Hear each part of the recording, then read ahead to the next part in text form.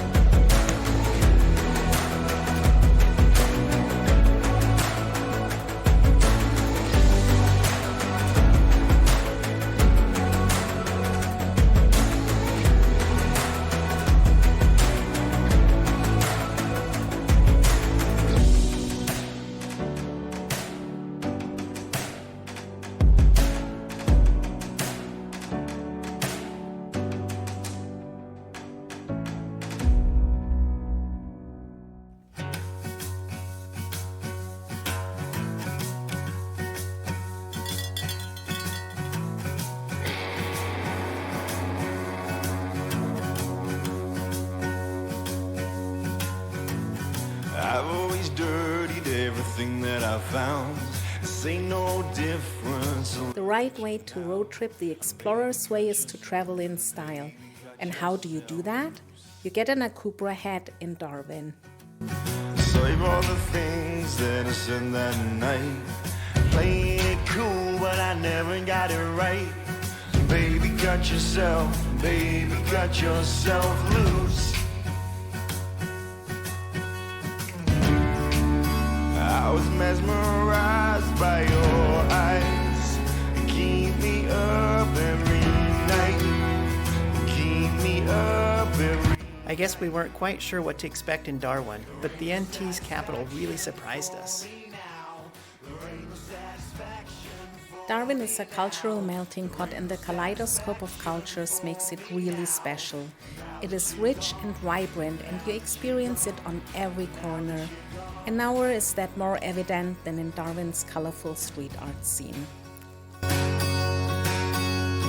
Now you know everything that I am. Caught in the palm, no backup plan. So baby, cut yourself loose. Cause a little trouble, don't shed a tear. Keep that sunny smile from ear to ear. And baby, cut yourself loose. Most of Darwin's street art is found downtown. Probably the most well-known is Olga, which is on West Lane outside the Darwin Galleria. This art is truly Australian. A kangaroo painted on a 90-degree corner, and with an electrical box in front, it creates an awesome 3D optical illusion. If Indigenous cultures interest you, then the Museum and Art Gallery of the Northern Territory is a must when you visit Darwin. For me now, there ain't no satisfaction for me now. There ain't no satisfaction for me. The exhibitions are incredible, and we were surprised by how wide of a range it is. We spent almost an entire day exploring this thought-provoking museum.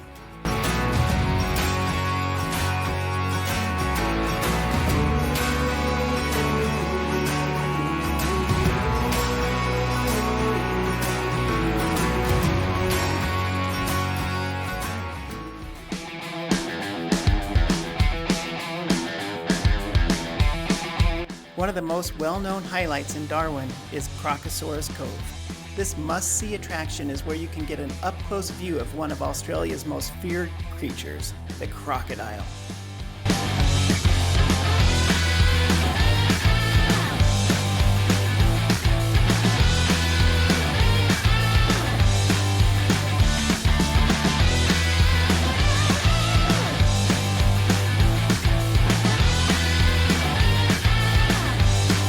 Has the highest concentration of saltwater crocs in the world, so be sure to take the croc-wise safety signs seriously.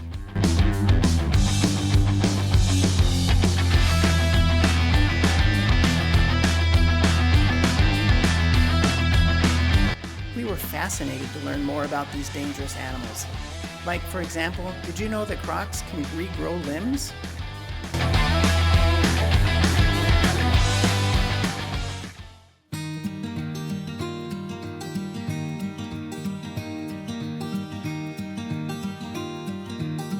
We absolutely love markets and always visit them when we travel, and Darwin has some of the best markets we've been to. Our absolute favorite market in Darwin is the Mindle Beach Sunset Market.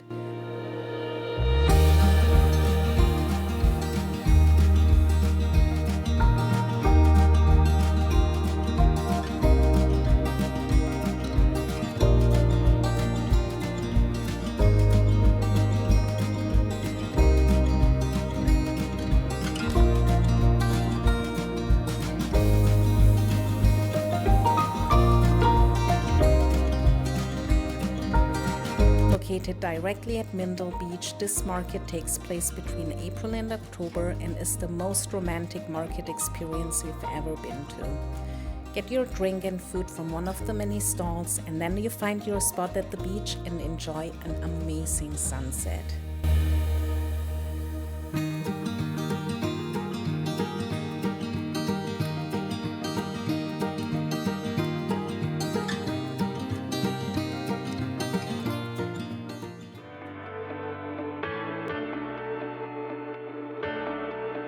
The first golf course on our road trip down the Explorer's Way was Darwin Golf Club. Established in 1930, Darwin is the oldest golf club in the NT.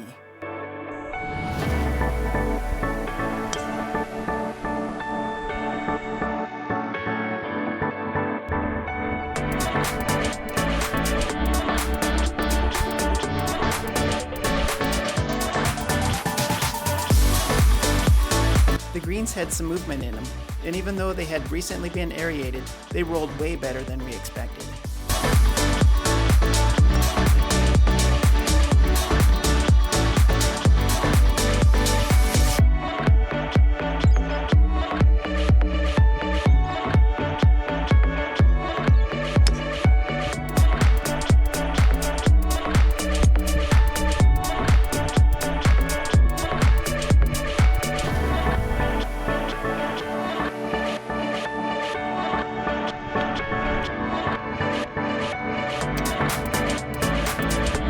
At 161 meters, I was between clubs on the par 3 8th hole.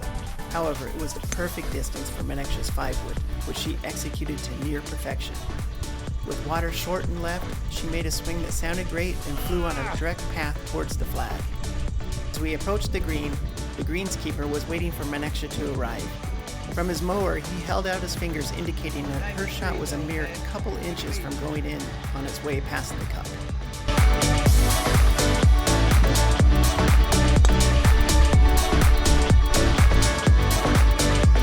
Despite a few missed putts, we had an incredible day at Darwin Golf Club. Much of the trouble is found down the right side of the course, which gives me fewer worries. The course was predominantly flat, but the gentle rolling contours of the fairways easily kept our interest.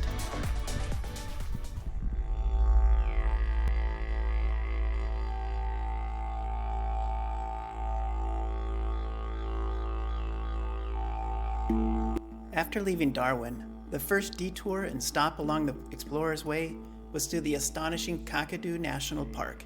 Kakadu is a UNESCO site, and you know us, we have to visit every UNESCO site.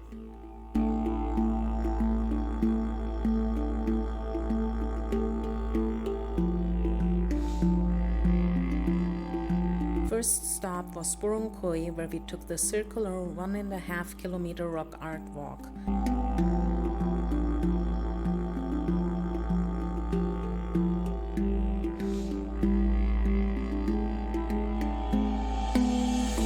And where we saw Namarkon, the lightning man, an important figure in the Dreamtime stories.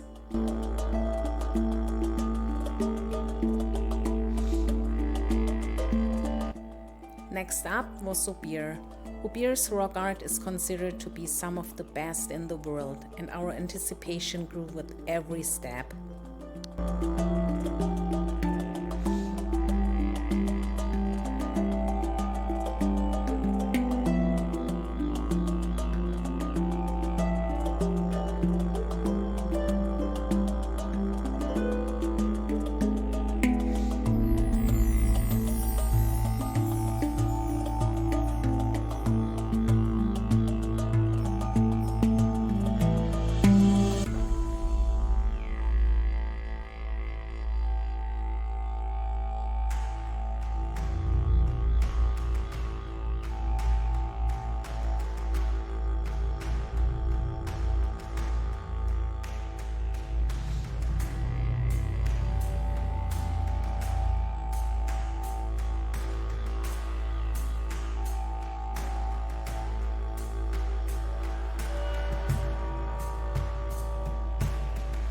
One of the sacred sites in Ubir is the rainbow serpent, and seeing the rainbow serpent at Ubir was something we were really eager to see.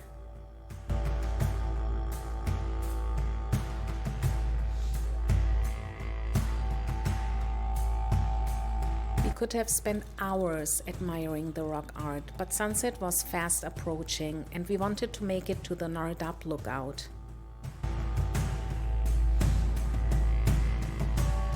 With a view across the floodplains, watching the sunset at the Nardap lookout was one of the most powerful moments we had in Australia. Sitting there, trying to imagine 50,000 years of Aboriginal history, we couldn't help but think how insignificant we are.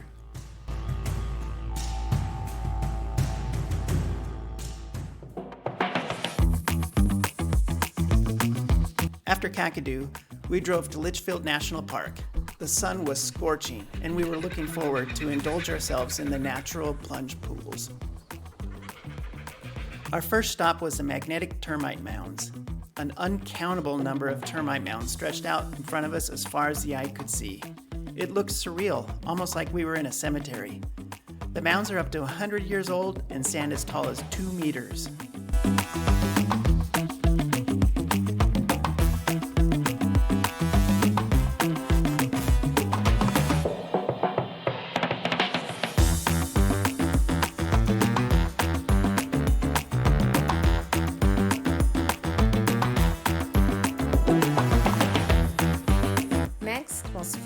Falls, where we camped for a few nights.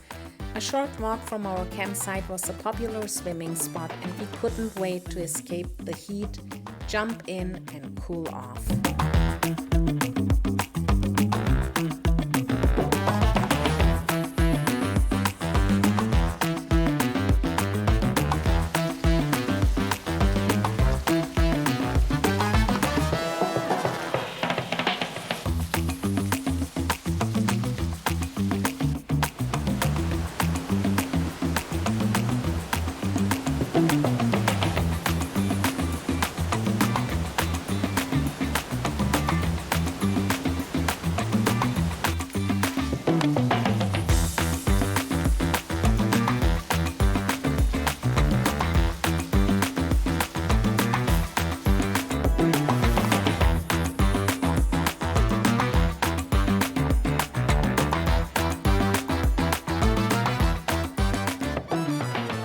Litchfield was an amazing stop on our Explorer's Way road trip, and we enjoyed many of Litchy's waterfalls.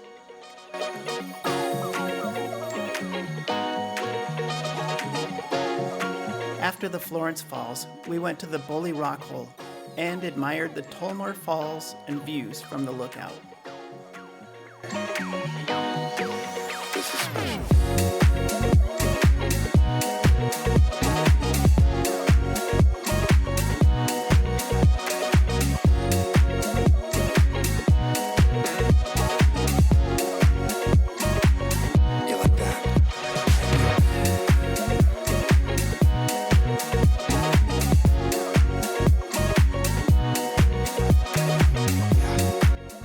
Our last stop in Litchi was a dip in the refreshing Wangi Falls. You feel that vibe all night.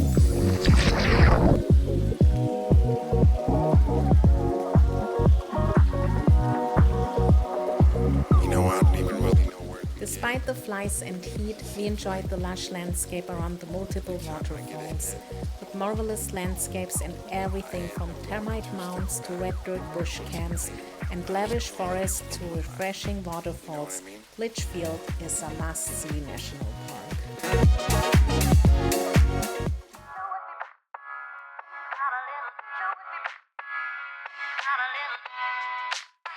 About 320 kilometers south of Darwin and just 2.5 hours from Litchi, Katherine Hot Springs is like an oasis in the NT. It's the perfect place to cool off, especially with the heat in the top end. There are only 2 seasons here, hot and hotter.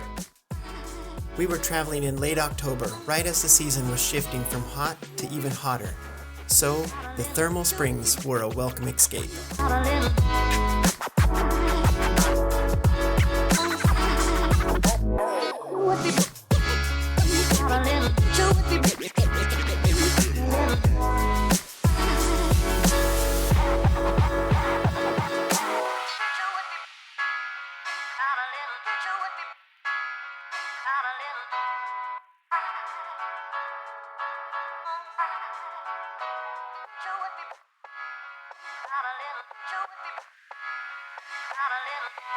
After Katherine, we headed south to Mataranka, home to the bitter springs and the lush palms surrounding the Mataranka thermal pool.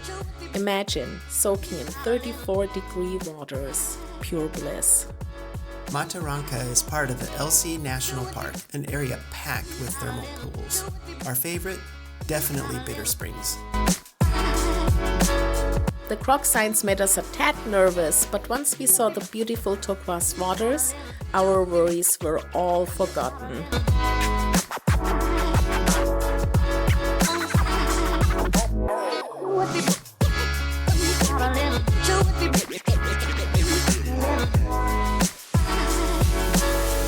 If you're traveling through the NT, make sure to stop at Katherine and Mataranka. The springs are totally worth it.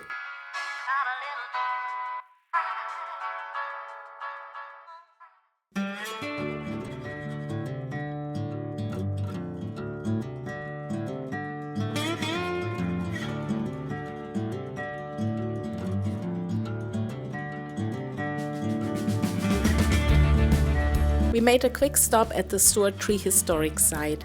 It is said to mark where John McDowell Stuart carved his initials back in the 1860s.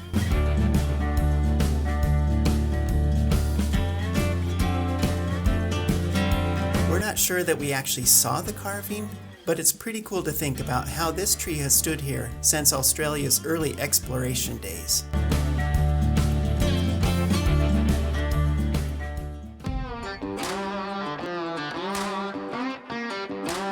We arrived at Tennant Creek Golf Club on a Saturday afternoon. It was roughly 1,000,000 degrees and there wasn't another soul around. In all honesty, there probably wasn't another golfing couple this crazy in all of Australia. Tennant Creek lies almost directly in the middle of the NT, and it was hot. And when we say it was hot, we don't mean just hot. No, we mean it was the NT type of hot that chokes the very breath out of you.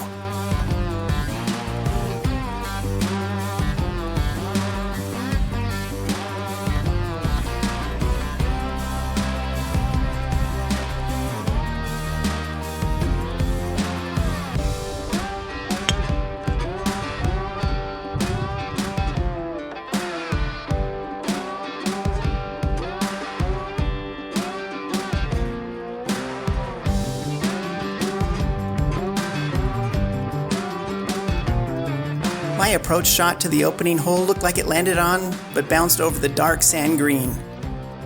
I found it laying a little too close to a tree for comfort and moved it to ease my nervous mind. I then proceeded to hit one of the greatest chip shots in my life.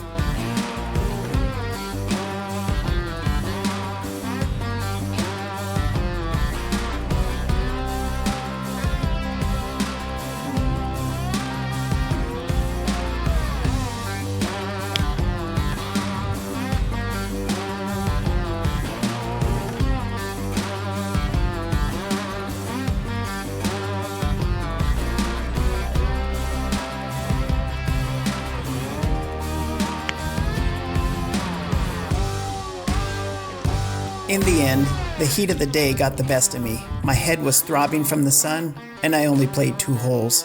Maneksha was smart to have stayed in Putu. She made me an electrolyte drink, which I gulped down. After resting in Putu, I was feeling better, and we were ready to continue our journey down the Explorer's Way.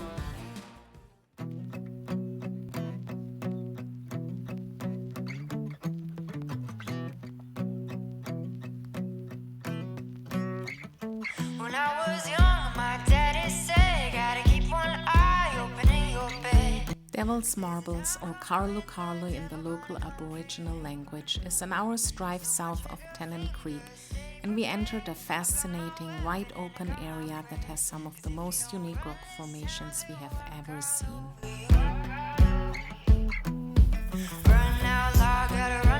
The red dirt and giant red rocks stood in beautiful contrast to the bright blue sky. Scattered around were pockets of bush vegetation. This is how we always imagined the Red Center, a dried-out red desert and seemingly never-ending plains. You can hour on the devil, but you ain't gonna hour on me. You ain't gonna hour on me.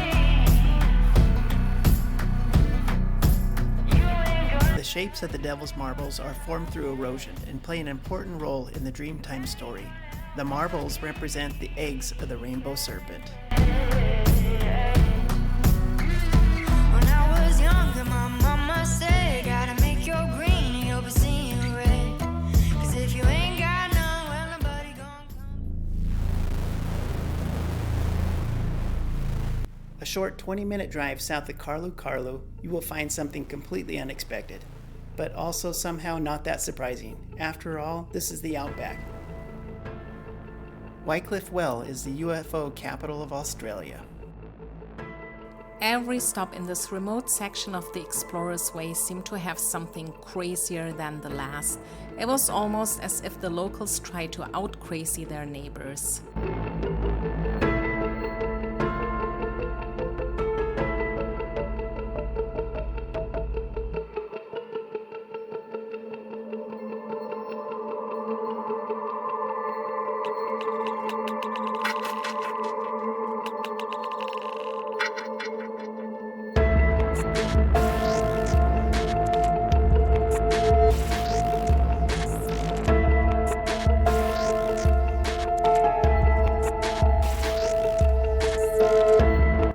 Places are very remote, and it would be safe to say that only unique characters live out here.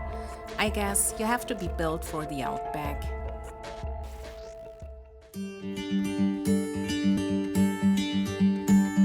The Explorer's Way is a fun but very long drive and also extremely tiring. We often pulled Putu off the road to sleep, eat, and of course fill up on coffee.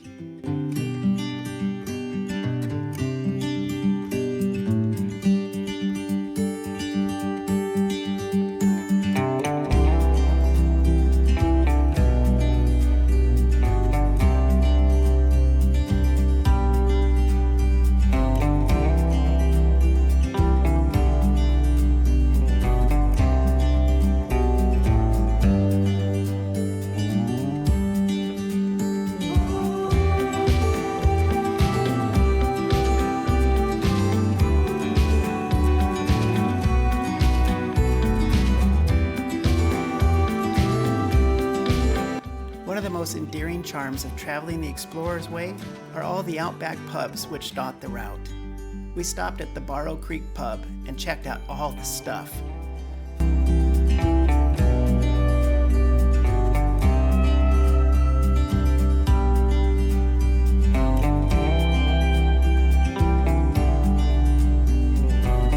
Before we left, we had to add a Puttering Around the World sticker to their collection, so let us know in the comments if you've seen it.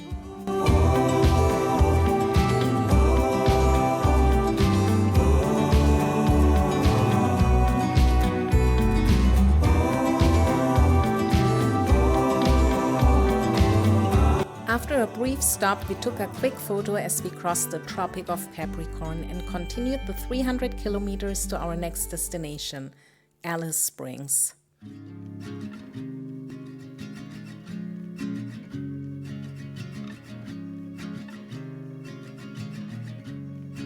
Alice Springs is Australia's original desert golf course. The stunning scenery that surrounds the course and the uninterrupted views of the Macdonnell Ranges will simply blow your mind. Making our way to a distant place, just us two. Not all golfers like desert golf, and we must admit that desert golf is not our favorite. However, there is no arguing that desert golf is beautiful golf. We watch the sky fade into the night. With you, my arms, nothing can go wrong. We'll fall asleep on a... The rich, vibrant green grass, the bright blue skies, and the deep, dark reds of the bunkers and the surrounding desert environment were an explosion of contrasting colors. And the kaleidoscope shades of the Macdonnell Ranges seemed to change as the day progressed.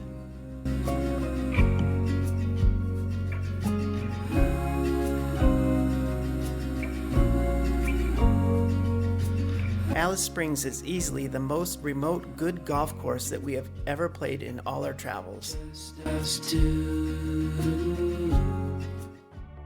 Alice Springs wasn't the dry, dusty town that we had become accustomed to. Finally, there was something more familiar. There were heaps of trees and grass, a true oasis in the desert. After our round, we rewarded ourselves with a delicious IPA at Alice Springs Brewing Company. It was the ultimate reward from the heat of the desert sun. And with the hoppy aroma and taste that reminded me of my hometown of Portland, Oregon, it was my favorite beer in all of Australia. Alice is roughly the halfway point, and there's nothing else around for a long time. So before you leave, be sure to stock up on, well, everything.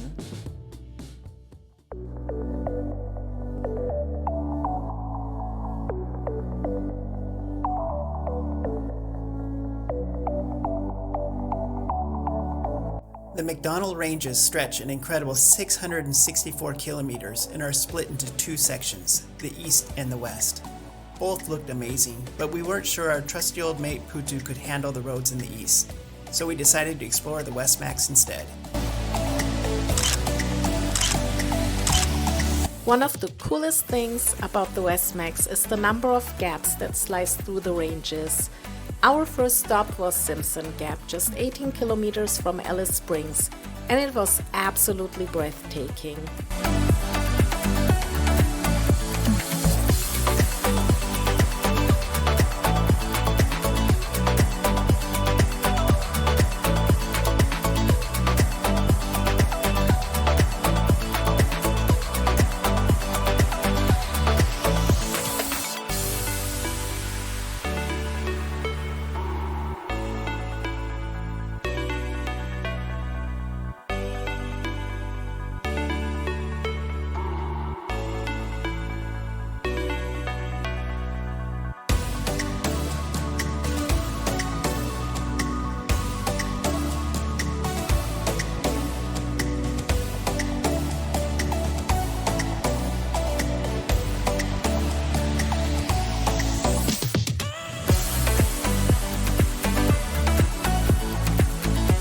It's an important spiritual site for the local Aboriginal people, so swimming is not allowed.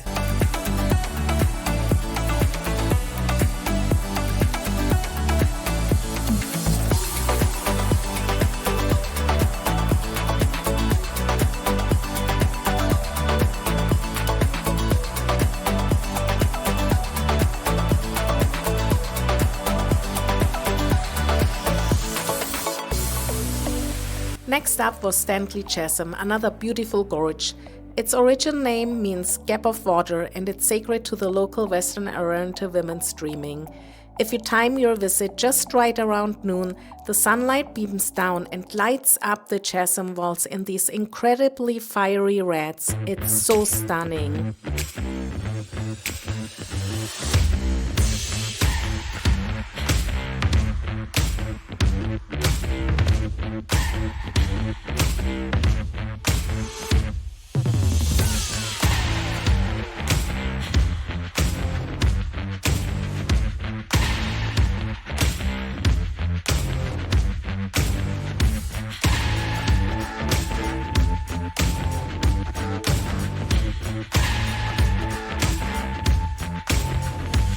During our travels in Australia, we learned that much of the famous red pigment used by Aboriginal peoples comes from the West Macs, so of course we had to go see it. Our last stop was the Ochre Pits, about 100 kilometers west of Alice. Ochre has always been a big part of Aboriginal culture, used for rock art, ceremonies, and even cosmetics.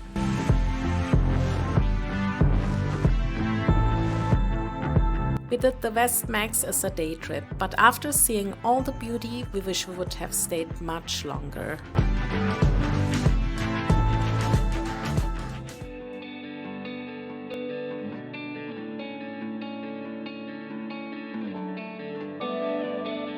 One of the biggest detours off the Explorer's Way is also one of the most unforgettable, Uluru. Honestly, no Explorer's Way journey would be complete without it. So we filled up with petrol, turned off the Stuart Highway, and started the drive. And if you're lucky like we were, you might even spot camels along the way. It's a long, lonely drive, and much farther than we expected. And the anticipation just kept building with every kilometer. We made it in time to get a good night's sleep before waking early to watch the sunrise over Uluru at the sunrise viewing area.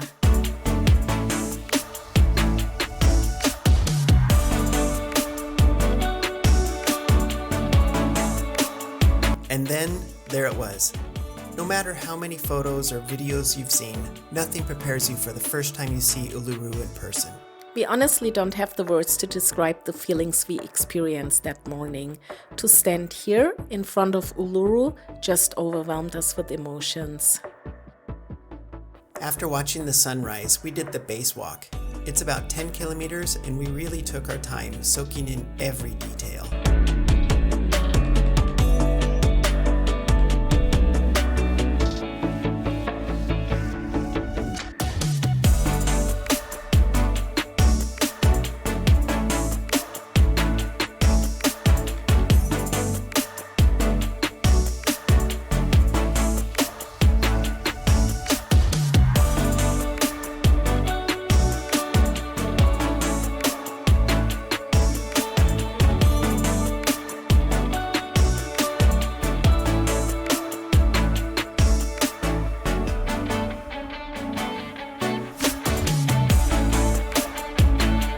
Uluru was much larger than we imagined.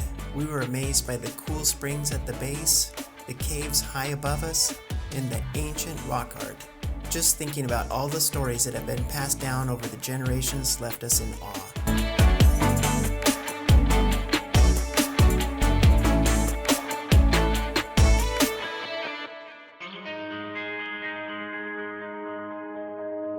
Too many days in the darkness without a glimpse of the light. And those flies, trust us, bring a fly net. Australia is notorious for them. Swear I'll never give up the fight.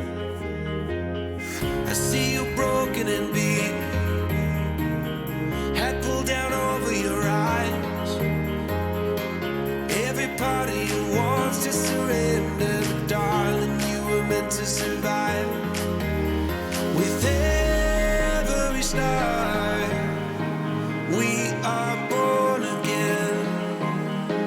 Open your heart and spend less time in your head. With every star, we are born again. Open your heart and spend less time in your head.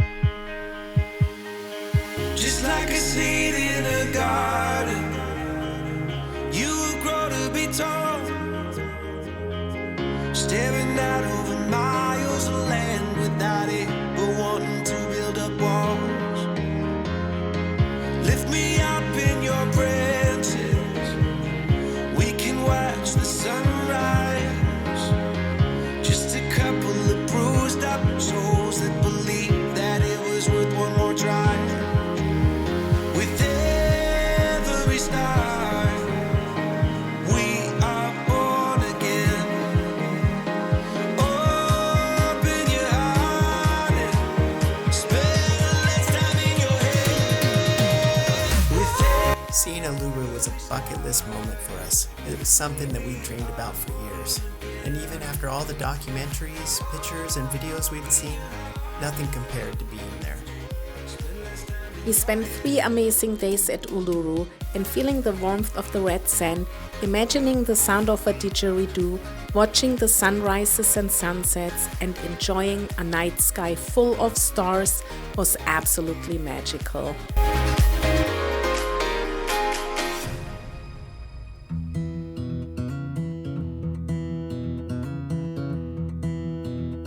The Aussies that we met along the way made our journey even more special. On our last evening, we shared a pizza night with some mates that we met at Uluru. Appropriately, we listened to Midnight Oil, enjoying our dinner and drinks while watching the desert sun set over Uluru.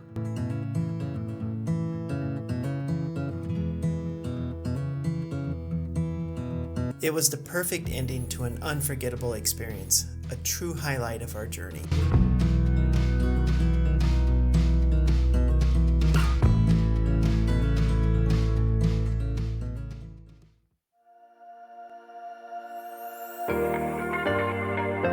Located just 40 km from Uluru, Tjuta, also known as Mount Olga, is also recognized by UNESCO as a World Heritage Site.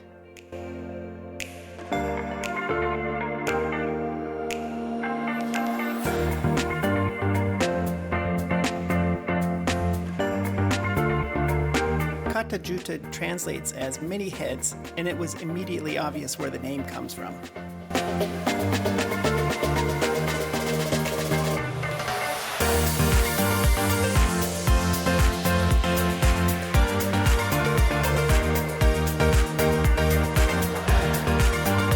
There are many walking trails, and we did the Walpa Gorge Walk. This short hike cuts through 2 of the many heads, or domes, and we finished at a gorgeous waterhole.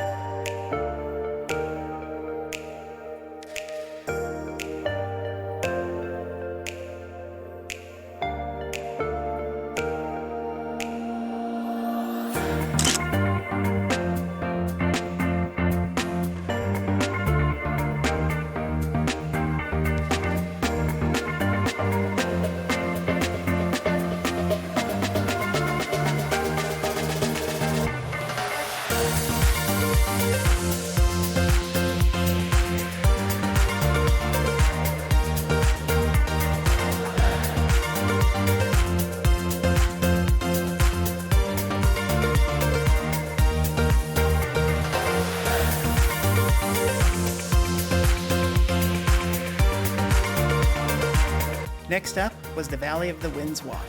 Similar to many areas in the NT, the Valley of the Winds is sacred, and it is important to follow the signs of what is, and more importantly, what is not allowed to be photographed or filmed. Walk quietly, tread lightly, stay on the track, and enjoy this place as it is.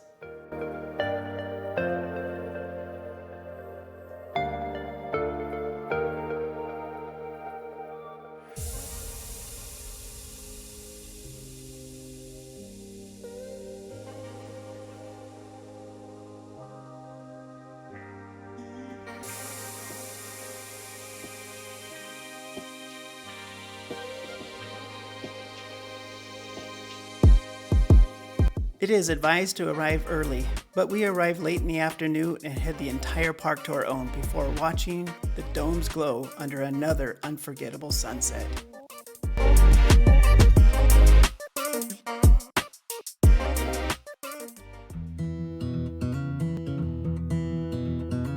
Watarka National Park wasn't on our original plan, but after hearing so many amazing things about it, we thought, why not?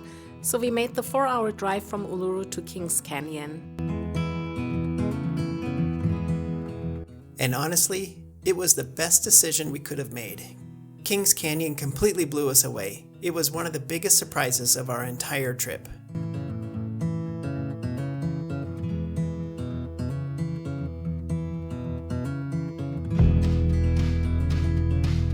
We decided to do the Kings Canyon Rim Walk. It's a 6-kilometer hike, about 3 hours, and it starts with a pretty steep climb.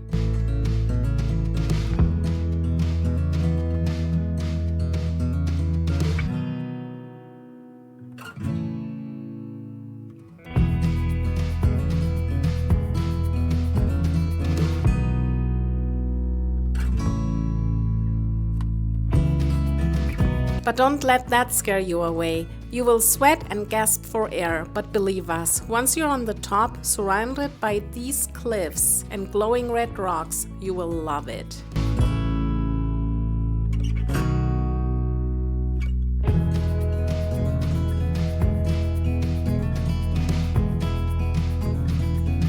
The cliffs are over 200 meters high, and we could have stared at those rock walls forever. But the heat was starting to creep in, and we wanted to keep exploring.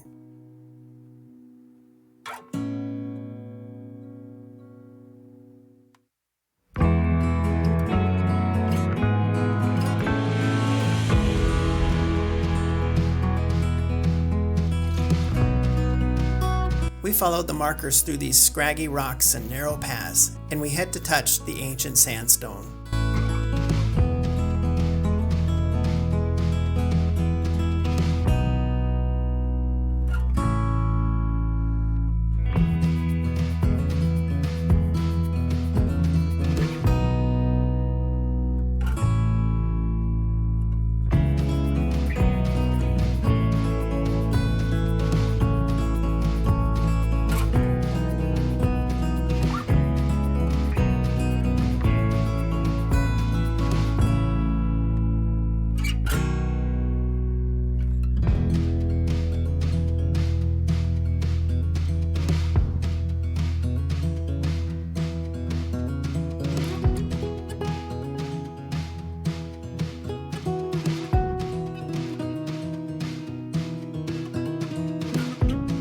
There was also an ancient riverbed with ripples from a prehistoric sea still visible in the stone. That was incredible.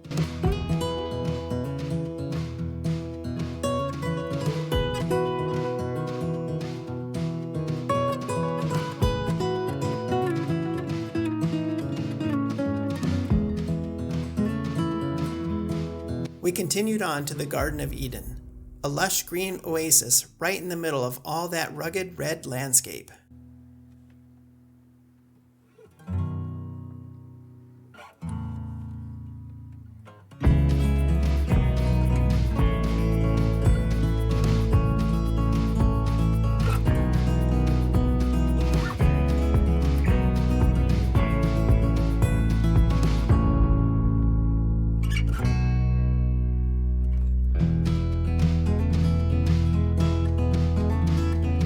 Over bridges and up staircases, the entire hike was just beautiful. But eventually we reached the South Wall Gate, which meant it was time to head back.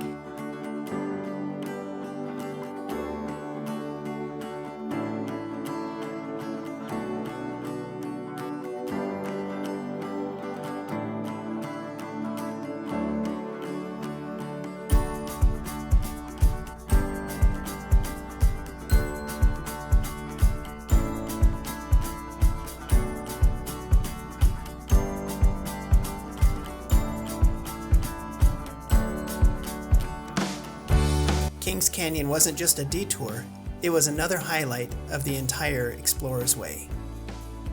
Absolutely. If you're planning this road trip, do not skip Kings Canyon. It's one of the most incredible places we've ever been.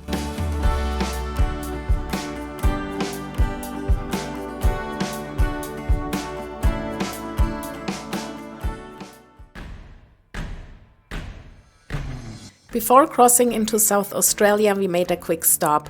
You're not allowed to bring fresh produce into SA, which we had forgotten again. So we ate our last vegetables at the Kulgera Roadhouse as we didn't want to toss them in the bin at the border. It sort of hit us here, just how far we've driven and everything we've seen along the way.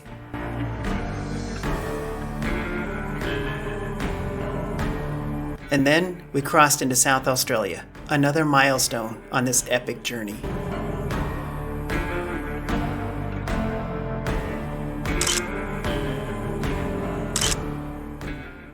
Just 32 kilometers north of Coober Pedy is the Kanku Breakaways Conservation Park. The name comes from the colorful hills that seem to break away from the Stuart Range. In Aboriginal culture, these hills are known as the sitting dogs, a brown and a white dog. We didn't catch them in the golden light of sunset, but even without it, Papa Kulgera was just absolutely breathtaking. Another unique spot out here is the Dingo fence. At first glance, it's just a fence, but then you learn it's 5,614 kilometers long. It's the longest man-made structure in the world, originally built to keep dingoes and foxes away from sheep. Coming down from the NT, by now we were well acquainted with the scorching heat. So the idea of staying a day or two in Coober Pedy didn't seem nearly as daunting as it had when we first planned the trip.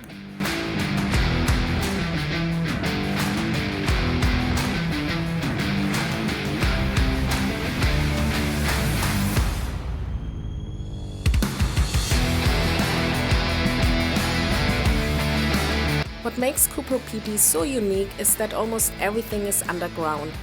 We visited an underground cafe, a bookstore,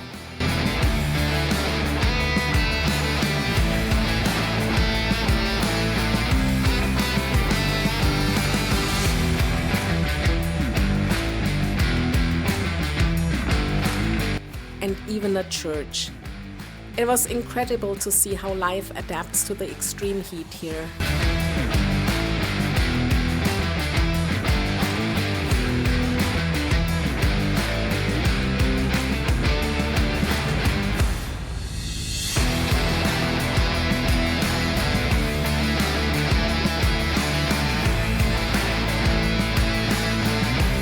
But what's above ground is just as cool.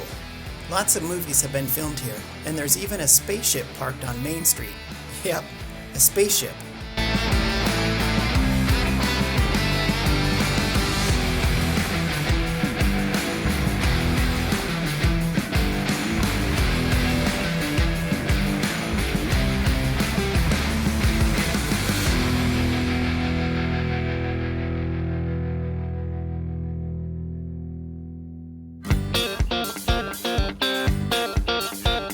One of our favorite spots was the Old Timers Mine. This family-owned gem is part opal shop, part museum, and part former opal mine.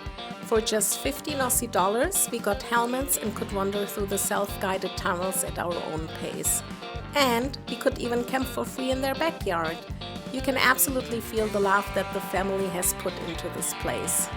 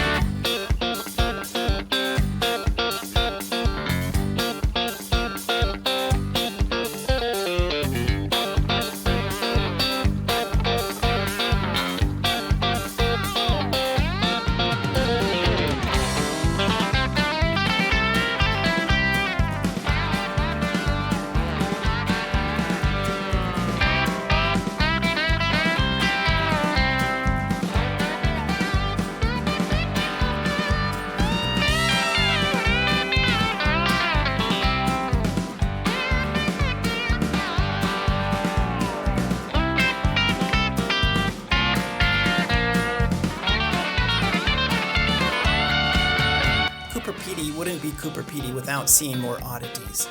Like this spaceship, but this one wasn't in a movie, it was supposed to be someone's home. It even had plans for a pool and a spa. Sadly, the owner didn't strike enough opal to finish it, so now it's for sale. Any takers?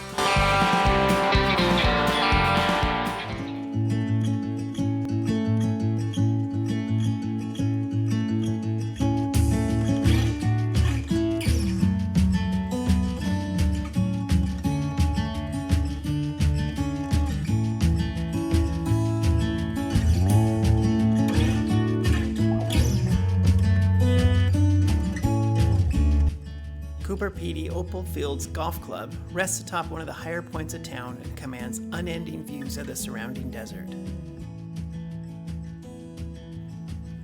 We paid our $10 green fee, and in exchange we received a small plastic bag. Inside was a scorecard, a map, 2 tees, and 3 white generic golf balls. In addition, you receive a roughly 6x4-inch piece of AstroTurf. There's no grass at Coober Pedy. Just place your ball on the turf, swing away, pick up the turf, and carry it with you to your next shot.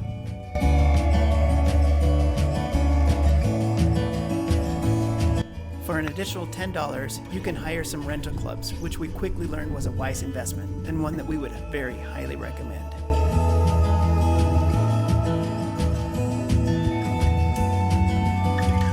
So, is Coober Pedy a spiritual golf experience? Perhaps not. But there is something mystical about trying to feather a rented 7-iron off a rock-hard lie to an unreceptive green.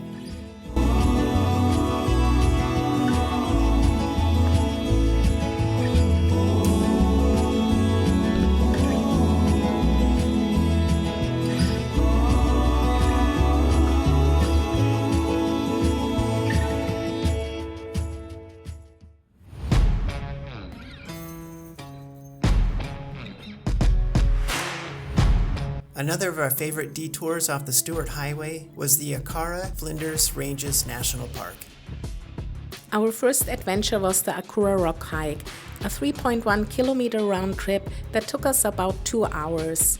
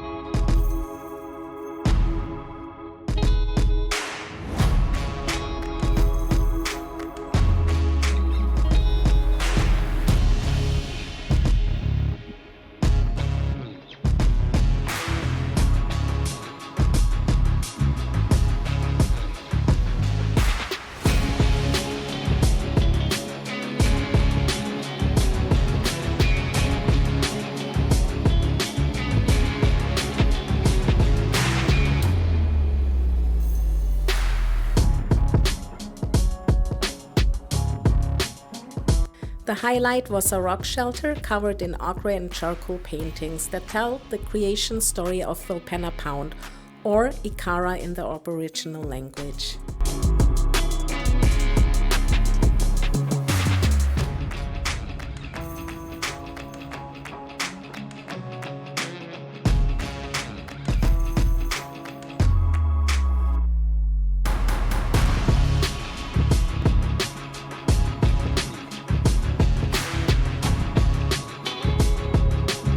The next day, we tackled the Wangara Lookout Hike, a 7-kilometer trek that took us nearly 4 hours.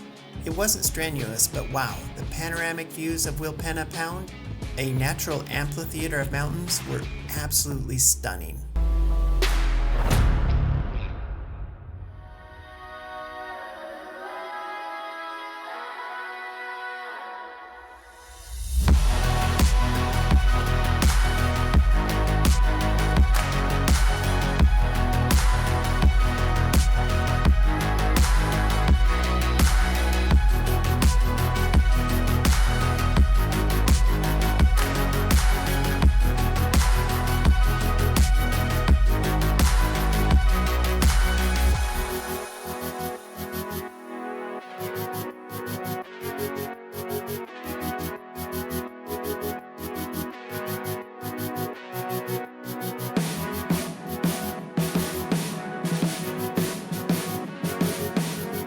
The Flinders were absolutely incredible. Another detour on the Explorer's Way that you cannot miss.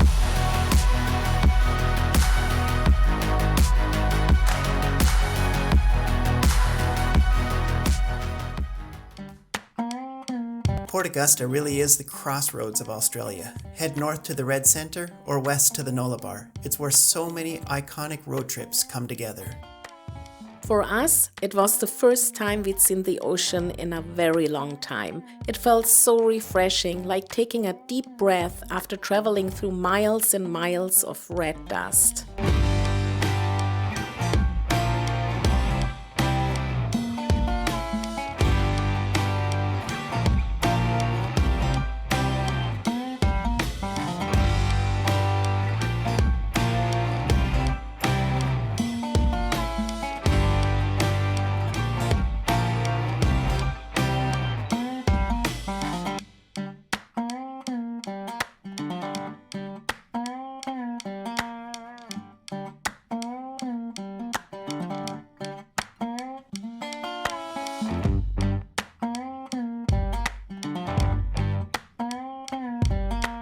But it was also a little emotional because we knew we were getting closer to the end of our incredible road trip.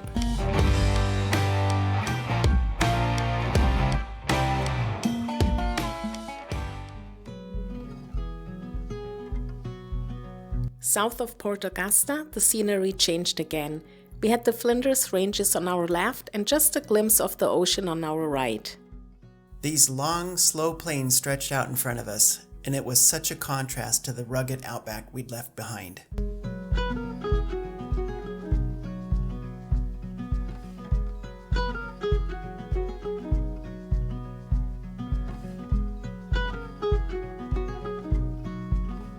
We made it to Port Germein just in time to catch the sunset at the Jetty. But this isn't just any jetty. It's reportedly the longest pier in the southern hemisphere.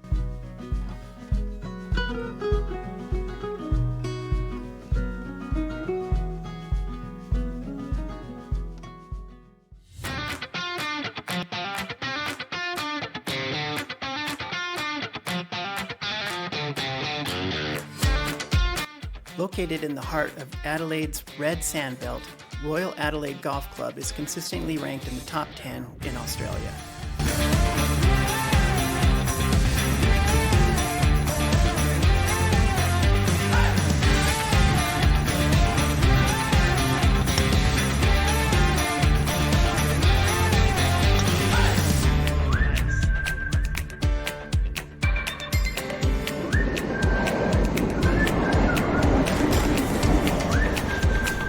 We played these beautiful links with our good mate Tony Ellis, who you know as the nomadic golfer. We met Tony via Instagram and were immediately drawn by his stories of traveling and playing golf throughout Australia.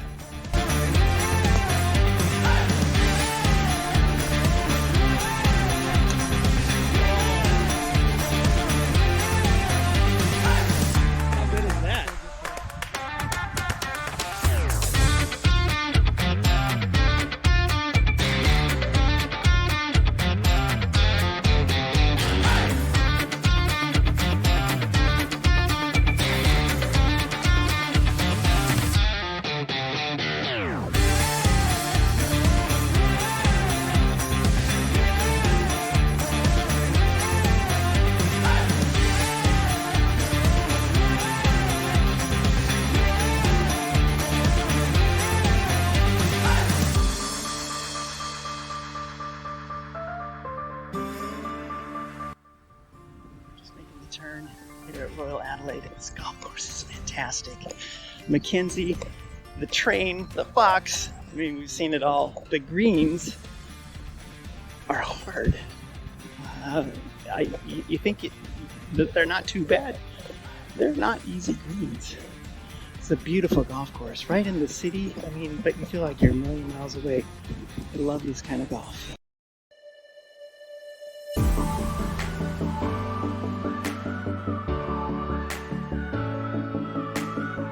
Our experience at Royal Adelaide was sensational. The golf course was easily one of our favorite courses that we played in our 2-year-plus journey through Australia, and the overall conditioning of the course was exceptional.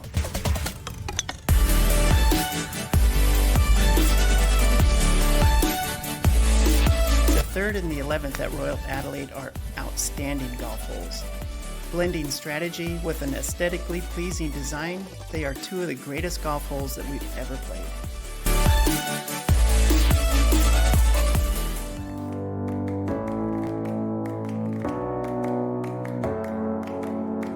Arriving in Adelaide felt bittersweet. On one hand, we were thrilled to be back in a city, but on the other, it was hard to believe that our incredible journey along the Explorer's Way was coming to an end.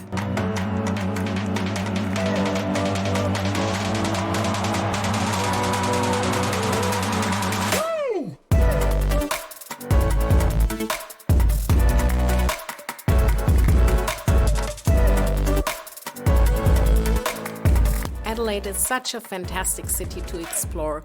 We spent hours roaming around the Rundle Mall area, soaking up the city vibes after so much time in the Outback.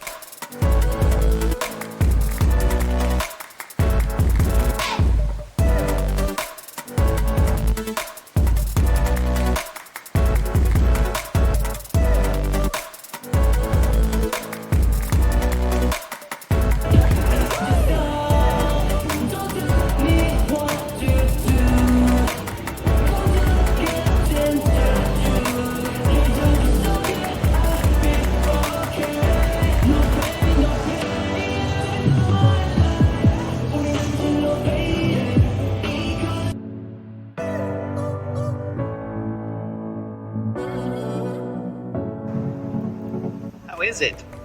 So good. After months of Outback food, finding Stasi & Co. was like a gift from the food gods. Their vegan doner kebab was exceptional.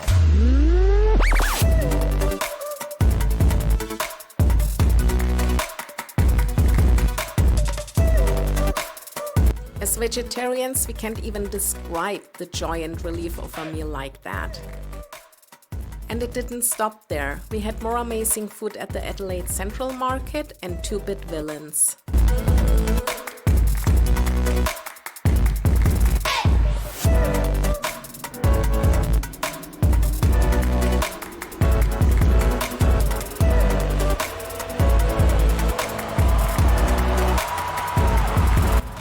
We found a vegetable pancake and it looked like what we had in Taiwan, so I'm gonna give it a try if it tastes similar. And I ordered the ceviche.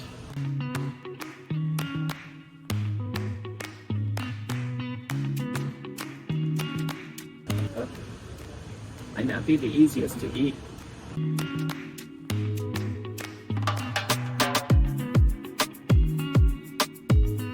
Delicious.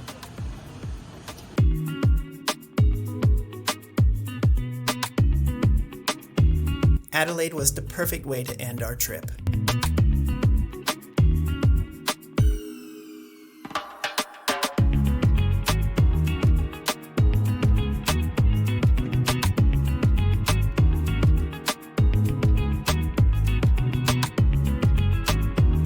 By the time we finished our journey along the Explorer's Way, we'd seen an incredible slice of Australia. From beautiful beaches to tropical forests, savannas, deserts, and mountains, not to mention the amazing wildlife. We traveled through tens of thousands of years of First Nations history and played some of the most unique golf courses in the world. We don't just recommend the Explorer's Way, we urge you to do it. It's one of the greatest road trips we've ever taken. You haven't really seen Australia until you've driven through the Red Centre. Thanks so much for watching. If you enjoyed this video, please give it a like, leave us a comment, and don't forget to subscribe and hit that bell so you can join us on more adventures around the world. Happy traveling!